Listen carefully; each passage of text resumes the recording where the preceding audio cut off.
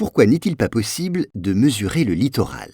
Alors oui, sachez qu'à l'heure où nous envoyons des fusées sur Mars, nous ne sommes toujours pas capables de mesurer avec précision le littoral d'un pays. Pourtant, a priori, la chose ne semble pas impossible. Il suffit de mesurer les contours et de faire le total.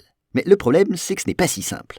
La preuve, les scientifiques et les organismes officiels eux-mêmes ne s'accordent pas sur une valeur unique. Ainsi, pour la mesure du littoral des États-Unis, il existe au moins 4 chiffres, et les différences entre eux ne sont pas minces. Alors comment expliquer de tels écarts ? Eh bien, ces variations dans la mesure des littoraux viennent du choix de l'unité de mesure choisie.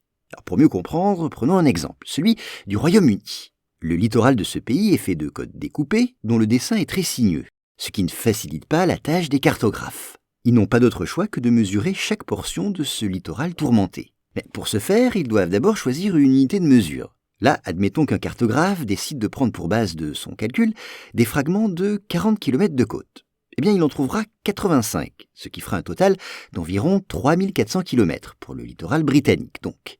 Mais un confrère peut préférer une unité de mesure plus grande. Il choisira, lui, de mesurer le littoral par segment de 80 km. Et comme il en trouvera environ 35, le résultat sera pour lui à peu près de 2800 km. Donc ça fait tout de même 600 km de différence.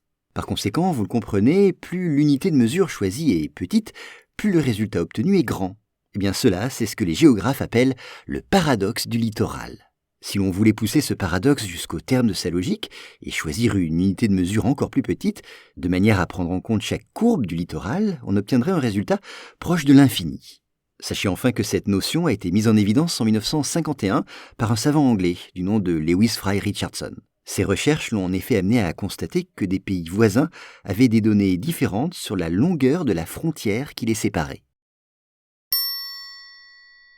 Voilà pour cet épisode. S'il vous a plu, sachez que j'en publie plusieurs par jour sur mes podcasts Choses à savoir.